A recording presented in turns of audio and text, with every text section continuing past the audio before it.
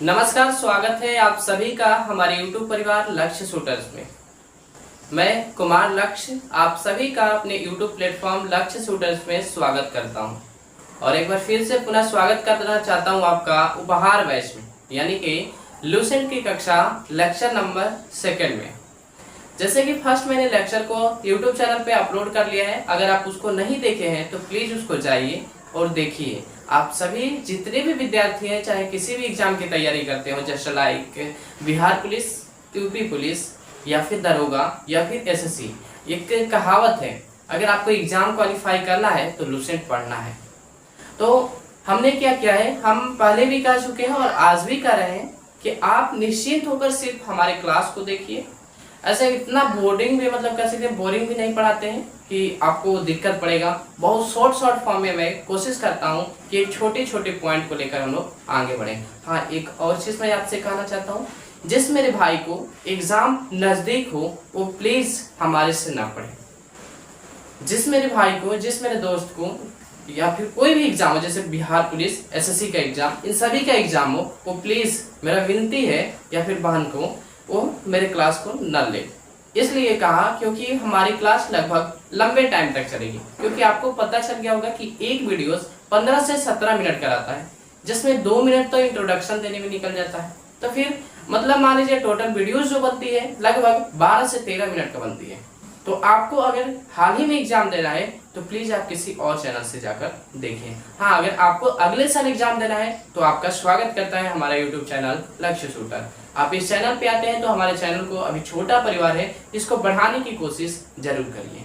तो बढ़ाने का मतलब है कि आप हमारे चैनल को सब्सक्राइब कर लीजिएगा, बेल आइकन हिट कर दीजिएगा, ताकि आपको टाइम से वीडियो पहुंच सके। तो पुनः एक बार स्वागत करता हूं उपहार बैच और लूसेंट की क्लास में। जैसे कि आप सभी बगल में देख रहे होंगे, सभी प्रतियोगी परीक्षाओं के लिए ये क्लास अनिवार्य है। ठीक है, आज हम लोग को पढ़ना क्या है। जैसे कि कल मैंने आपको इतिहास के बारे में संक्षिप्त में जानकारी दिया कि इतिहास के पिता कौन है, और फिर भारत के बारे में बताया कि भारत के 5 नाम है, ये पांचों नाम कौन और कैसे पड़ा। जिसमें कि मैंने कहा था कि भारत का नाम सबसे पहला भारत, उसके बाद इंडिया, उसके बाद हिंदुस्तान, फिर आर्यवर्त और फिर रीवा। ऐसे भी आपको अगर लव कुश कांड आप लोग देखे हो तो उस लव कुश कांड में जो लव कुश जाते हैं राम के दरबार में, तो छोटा सा एक गाना गाते हैं।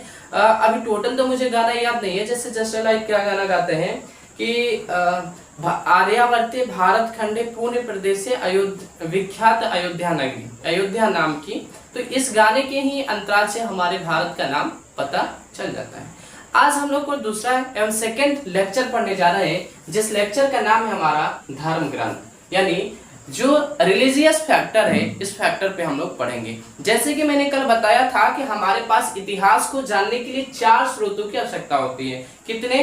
4 स्रोत की। कौन कौन से? तो सबसे पहले आपको धर्म ग्रंथ देखने को मिलेगा, फिर यात्रियों के जो किताबें हैं उनको देखने को मिलेगा, फिर सेकंड में मतलब थर्ड नंबर पे आपको यात्रियों का विवरण मिलेगा, और फोर्थ में पुरातत्व मिलेगा। जैसे कि मैं आज आप लोगों को धर्म ग्रंथ का पहला लेक्चर आ गया हूं लेकर। अब ऐसे देखिए, लेक्चर हमारा लंबा चलेगा, इसलिए आपसे पहले ही कह दिए। हाँ, आप नए हैं तो हमारे चैनल में आपका स्वागत है। आप हमारे यूट्यूब चैनल को प्लीज सब्सक्राइब कर लीजिए। चलिए स्टार्ट करते हैं। तो चलिए आज हम लोग स्टार्ट करने वाले हैं धर्म ग्रंथ के बारे में। मेरे दोस्त, मेरे भैया, धर्म और ग्रंथ का मतलब क्या है, दोनों को अलग अलग करिए। हिंदी शब्द एक ऐसा शब्द है जो अपना आंसर खुद ब खुद देते जाता है। अगर मैं कहूं कि धर्म प्लस ग्रंथ, इसका मतलब यही हुआ। अगर मैं अलग करूं तो इसका मतलब क्या है, धर्म जोड़ ग्रंथ। और धर्म का मतलब क्या है, जैसे हिंदू धर्म हो गया, मुस्लिम धर्म हो गया, मतलब और भी कोई, जैसे ईसाई धर्म हो गया, ये धर्म हो गए। ग्रंथ का मतलब क्या होती है, तो ग्रंथ का मतलब होती है पोथियां। ठीक है, इन सभी के बारे में हम लोग को पढ़ना है। आज मैं सबसे पहले आपको पढ़ाने जा रहा हूँ वेद। वेद मेरे भैया कितने होते हैं? वेद आपके होते हैं 4। कौन कौन से होते हैं? पहला ऋग्वेद, दूसरा यजुर्वेद, तीसरा सामवेद और चौथा अथर्ववेद। आशा करता हूं हमारी वीडियोस प्रॉपरली कंडीशन में आपको अच्छे से ऑडिबल होगी और क्लियर होगी। ठीक है, तो मैंने क्या कहा, वेद मेरे पास कितने हैं मेरे दोस्त, मेरे भैया? 4। कौन कौन से? सबसे पहला ऋग्वेद, दूसरा अथर्ववेद, तीसरा सामवेद और चौथा यजुर्वेद। आपको एक बहुत ही अच्छा चीज बता देता हूं मेरे भैया, सबसे पुराना वेद कौन सा है? ऋग्वेद है। आपसे कोई पूछे सबसे पुराना वेद का नाम बताओ, ऋग्वेद है। सबसे पुराने वेद का नाम बताओ, ऋग्वेद। सबसे नए वेद का नाम बताओ, तो सबसे नए वेद का नाम क्या है? अथर्ववेद। सबसे नए वेद का नाम क्या है? अथर्ववेद। अब आते हैं एक एक वेद को मैं बता देता हूं कि किस वेद से हमें किस चीज के बारे में जानकारी मिलती है। ठीक है, सबसे पहला आता है हमारा ऋग्वेद। मेरे दोस्त सबसे पहले क्या आएगा? ऋग्वेद। अब ऋग्वेद में तुम्हें क्या बताया जाएगा? ऋग्वेद के बारे में मैं इधर पढ़ाऊंगा, लेकिन सबसे पहले ऐसे शॉर्ट में कुछ पॉइंटें बता देता हूं। ऋग्वेद वेद का सबसे पुराना वेद है। वेदों में सबसे पुराना वेद कौन सा है? ऋग्वेद है। ऋग्वेद में ही कर्म के आधार पे वर्ण व्यवस्था की चर्चा किया गया है। अब वर्ण व्यवस्था कर्म के आधार पे क्या होता है? ऋग्वेद में कहा गया है कि एक ही घर के लोग, एक ही मतलब घर में रहने वाले लोग, एक ही चार दीवारी के अंदर रहने वाले लोग, कोई पंडित हो सकता है, कोई क्षत्रिय हो सकता है, कोई वैश्य हो सकता है, कोई शूद्र हो सकता है। ये तो बहुत अच्छी बात है। क्यों मैंने कहा? क्योंकि मान लीजिए अगर आप पढ़ते हो, पढ़ाते हो, दैट मीन्स आप किसी कास्ट से आते हो, does not matter you can how, मतलब कि आप किस कास्ट से आ रहे हो ये कोई मैटर नहीं करता है, ये कोई मतलब दिक्कत नहीं है। लेकिन दिक्कत यहाँ से है कि आप कौन सा काम करते हो। अब काम करने का मतलब क्या है? यदि आप पढ़ते हो, पढ़ाते हो, तो आप पंडित हुए, हो सकता है आप राजपूत हो सकता है आप यादव हो, लेकिन अगर पढ़ते और पढ़ाते हैं तो आप कर्म के आधार पर किस जाति में आते हैं? तो ब्राह्मण के जाति में आते हैं। क्यों? क्योंकि ब्राह्मण का काम ही होता है शिक्षा देना और शिक्षा लेना। इसलिए कई बार आप लोगों को सुनने में आया होगा कि ब्राह्मण लोग क्या होते हैं? पढ़ने में बहुत ही तेज होते हैं। ऐसा कहा भी जाता है कि अगर एक ब्राह्मण का लड़का अच्छे से पढ़ाई करे तो उसका सामना करने के लिए अच्छे को थरथराना पड़ता है। इसलिए मैंने क्या कहा कि एक ब्राह्मण का काम क्या है? शिक्षा देना और शिक्षा लेना। आजकल तो ऐसे भड़वे लोग आ गए हैं जो कि ब्राह्मणों का बदनामी कर देते हैं। ऐसे मतलब आ गए हैं आपके राजनीति में ही, जैसे चंद्रशेखर रावण। देखिए ये प्लेटफॉर्म हमारा सामाजिकता के तौर पे नहीं है, लेकिन आपको एग्जाम्पल भी बता दिए। ये क्या बोलता है? ये बोलता रहता है कि ब्राह्मणों को हम लोग निकाल देंगे। अरे इसकी क्या औकात है? ब्राह्मण के मतलब बल पे पलने वाला और ब्राह्मणों को निकालने चला हुआ है। अजीब ढंग है। आज तक के ब्राह्मणों का किसी ने बाल बाका नहीं कर पाया। अब ये मत कर देना कि सर आप ब्राह्मण इसलिए सपोर्ट करें। नो बालक, हकीकत की बात कर रहा हूं। आप पूरा लिस्ट को उठाकर देखो, ब्राह्मण को 1% रिजर्वेशन ना मिलता है, लेकिन जितने बड़े तुम्हारे पोस्ट होंगे हर जगह पे कौन बैठा है? ब्राह्मण बैठा है। क्यों बैठा है? उसको रिजर्वेशन देते हो? ना देते हो। क्यों? इसलिए बैठे हैं क्योंकि वो लोग पहले से ही, बच्चा से ही शिक्षा को बहुत ध्यान से देखते हैं। वो लोग कुछ करे या ना करे, अपने बच्चे को शिक्षित करने के लिए बहुत बेचैन रहते हैं। ठीक है, समझ गए होंगे।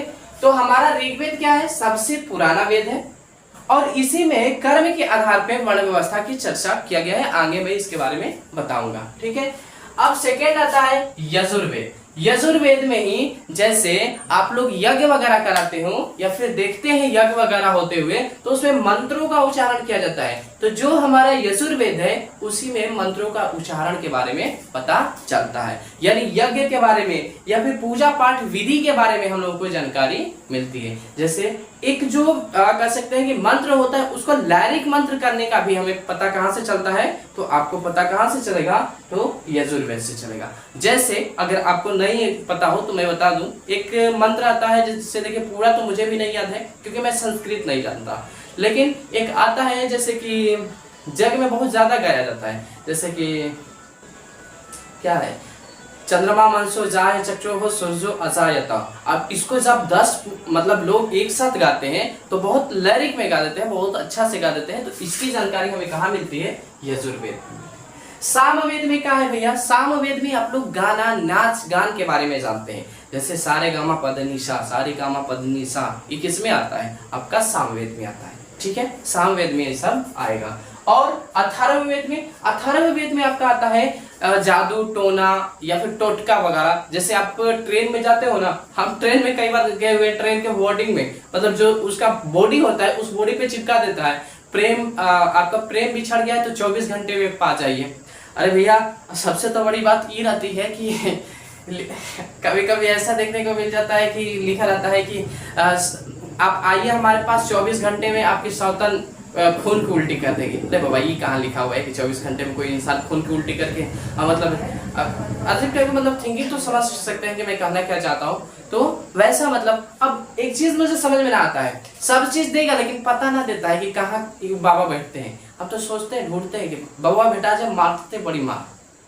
एक बार नंबर मिला, नंबर पे फोन किए तो कहा कि फोन लगा मतलब लगा तो बोला कि हाँ बोलिए। तो मैंने बताया कि मतलब ये दिक्कत है, ऐसा कुछ दिक्कत ना था, ऐसा कुछ लंबा मत सोचना, दिक्कत कुछ ना था। ये मैं भी जांचने के लिए किया तो बोला तो कहा कि आप कहाँ के आए होंगे। तो कहा कि हम हिमालय पे बहुत लंबे समय तक तपस्या करके आए हुए। कहा तुम्हारे जैसे तपस्या करने वाले को बड़ी मार मारते हैं, सुधर जाने। तो मेरे कहने का मतलब यही था कि ये लोग क्या बनाते हैं, हम लोग को मूर्ख बनाते हैं। सबसे बड़ी ये दिक्कत की बात नहीं है कि धर्म पे धंधा हो रहा है, ये दिक्कत की बात है एक पढ़ा लिखा इंसान अंधा हो रहा है। ठीक है, तो यहां तक बता दिए। अब वेद मैंने कल ही बताया था कि मेरे भाई वेद सबको पढ़ने ना आता था, सब लोग वेद नहीं पढ़ पाता था। मैं खुद अभी वेद नहीं पढ़ने जानता हूं, हकीकत है, मैं देखो झूठ नहीं बोल सकता, मैं खुद वेद पढ़ने नहीं जानता हूं। तो भाई जो वेद पढ़ने नहीं जानता था उसके लिए क्या आया, उपवेद आया कि भाई ये पढ़ लेंगे। उपवेद के बाद वेदांग आएगा, वेदांग के बाद पुराण आएगा। ये सब क्यों आता है भाई, जो व्यक्ति इसको अच्छे से समझ नहीं पा रहा है वो इस वाले से समझ लेगा। तो देखो ऋग्वेद का जो उपवेद था उसका नाम था आयुर्वेद। याद कर लेना मेरे भैया, एग्जाम में पूछा जाता है। ऋग्वेद का उपवेद का नाम क्या था, आयुर्वेद। यजुर्वेद का उपनाम क्या था, धनुर्वेद। सामवेद का उपवेद का नाम क्या था, गंधर्व वेद। अथर्ववेद का उपनाम क्या था, शिल्प वेद। यहां तक तो आशा करता हूं बहुत ही मतलब सरलता से समझाया हूं, समझ में भी आ गया होगा। ठीक है, समझ में तो लगभग आ गया होगा। अब चलिए आगे चलते हैं। आज मैं चर्चा करने वाला हूं सिर्फ और सिर्फ ऋग्वेद के बारे में, जो आपको संपूर्ण ऋग्वेद के बारे में बता दूंगा, जो जो एग्जाम से पूछा जाएगा और जो आपके बुक में दिया है। सबसे पहला पॉइंट मैंने लिखा यहाँ पे कि यह सबसे पुराना वेद है, जैसे कि मैंने पहले से ही चर्चा कर दिया। इसमें 10 मंडल और 1000 सूक्त होते हैं। अब सूक्त क्या होता है, सूक्त का मतलब होता है जैसे दोहा वगैरह टाइप का होता है ना, उसमें 1000 टोटल सूक्त होते हैं। ठीक है, 10 मंडल है, मतलब जैसे किताब आप लोग लेते हैं तो कंटेंट रहता है, तो चैप्टर 1, चैप्टर 2, चैप्टर 3, चैप्टर 4 ऐसा रहता है ना, उसमें 10 मंडल है और 1000 सूक्त है। ठीक है, फिर इसमें 10,464 ऋचाएं हैं। ऋचाएं का मतलब क्या होता है, मंत्र है। ऋचाएं का मतलब मंत्र है। ठीक है, मंत्र है इतना। इसको पढ़ने वाले के को लड़का रहेगा तो उसको बोला जाता है होता, और लड़की अगर आती है तो उसको बोला जाता है होत्री। ध्यान दे लेना, ऋग्वेद को पढ़ने वाले को क्या बोला जाता है, ऋग्वेद पढ़ने वाला अगर लड़का है, ध्यान दे लेना, ऋग्वेद पढ़ने वाला अगर लड़का है तो उसको क्या बोलोगे, होता। लड़की है तो उसको क्या बोलोगे, होत्री। ठीक है, इस ऋग्वेद के तीसरे मंडल में सूर्य देवता और सावित्री की चर्चा की गई है। लेकिन सबसे बड़ी बात यह होती है कि सावित्री है कौन। सूर्य की पत्नी को सावित्री कहा जाता है, सूर्य की वाइफ को सावित्री कहा जाता है। अब तो समझ में आ गया है कि सावित्री कौन है, सूर्य की वाइफ। ठीक है, अब ये इनकी चर्चा कितने में है, तीसरे मंडल। 10 मंडल है, 10 मंडल से तीसरे मंडल में ही हमारे सूर्य देवता और सावित्री के बारे में चर्चा किया गया है। इसके 9वें मंडल में सोमदेव का उल्लेख है। सोमदेव है क्या भैया, ये भी अगर पूछोगे तो ये हमारे प्रकृति के देवता है। प्रकृति के क्या है बाबू, देवता है। ठीक है, इसके 8वें मंडल ऋचाएं है। ठीक है, ऋचाएं का मतलब क्या होता है, मतलब वो मंत्र वगैरह स्टार्टिंग हो जाता है। ठीक है, 8वें मंडल से। इसके 10वें मंडल में पुरुष सूक्त है और इसी पुरुष सूक्त में कर्म के आधार पे वर्ण की चर्चा की गई है या फिर वर्ण की व्यवस्था की गई है। यहाँ पे आपको अच्छे से बता देता हूँ। और वर्ण होते कितने हैं, 4 होते हैं। कौन कौन से, ब्राह्मण, क्षत्रिय, वैश्य, शूद्र। मेरे कहने का मतलब था कि यहाँ पे कर्म के आधार पे यानी कामों के आधार पे वर्ण की व्यवस्था की गई थी। जो पढ़ाता था, जो पढ़ता था, उसको ब्राह्मण कहा जाता था। जो रक्षा करता था लोगों की, जो देश की रक्षा करता था, जो लड़ाई करता था, उसको क्षत्रिय कहा जाता था। जो व्यापार करता था उसको वैश्य कहा जाता था, और जो लोगों की सेवा करता था उसको शूद्र कहा जाता था। तो एक ही घर में इन चारों वर्ण से हो सकते थे। खुद इसका अच्छे से एग्जांपल बताता हूं। अगर मैं पढ़ रहा हूं और पढ़ा रहा हूं, जैसे आपको मैं बता दूं कि अभी मैं यूपीएससी का एग्जाम देने वाला हूं, तो भाई यूपीएससी का एग्जाम देने के लिए पढ़ना तो पड़ेगा, तो पढ़ रहा हूं। और फिर साथ में बता दूं मैं टीजीटी टीचर हूं।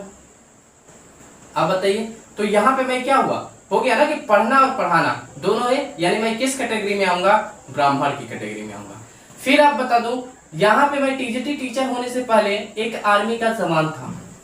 आर्मी के जवान से बाद नेविगेशन ऑफिसर बना। अब ये जो आया था आर्मी का जवान था, यानी उस टाइम में मैं क्या करता था, देश की सेवा करता था। सेवा तो आज भी कर रहा हूं, लेकिन अब किस कैटेगरी की बात हो रही है, तो अभी वाला कैटेगरी जो है हमारा ब्राह्मण में आ जाएगा। जब आर्मी में था वो कैटेगरी मेरी क्या थी, सेवा करने का, देश की रक्षा करने का, तो वो क्षत्रिय में हो जाएगा। और अगर मैं व्यापार करता हूँ किसी चीज को, जैसे मान लो कि कभी कभी बुक होता है, बेचने लगते हैं हम लोग, तो बुक जब बेचने का टाइम आता है तो उस टाइम हम लोग क्या हो गए, वैश्य हो गए। हाँ, अगर किसी की कोई बीमार है उसकी सेवा करने के लिए जाते हैं तो वो हमारा शूद्र हो गया। आशा करता हूं कि अब इससे बेहतरीन लैंग्वेज में मतलब कोई ना पढ़ा सकता है। आप हमारे परिवार को थोड़ा और बड़ा करो मेरे दोस्त, ताकि और भी मतलब डिजिटल बोर्ड लगा सकूं, ताकि आपको और भी अच्छा से क्लास करवा सकूं। फिर आता है सूर्य देवता के लिए इसमें 250 मंत्र और अग्नि के लिए 200 मंत्र हैं। मतलब सूर्य देवता के लिए इसमें कितने हैं, 250 मंत्र हैं, और अग्नि देवता के लिए 200 मंत्र हैं। अब आता है एक छोटा सा टॉपिक जिसको हम लोग कहते हैं कि भैया एक बार लिखते हैं डेट। जब इतिहास आप पढ़ेंगे तो दो तरह के डेट आते हैं। आप एक बार देखोगे बीसी और एक बार देखते हो क्या देखोगे, एडी। अब देखो एक समय जो होता है, फुल फॉर्म भी लिख दिया है। बीसी का मतलब होता है बिफोर द जेसियस क्राइस्ट। जेसियस क्राइस्ट के बारे में जानते होगे, नहीं जानते हो घबराना मत, मैं इसको आसान लैंग्वेज में बताऊंगा, ठीक है।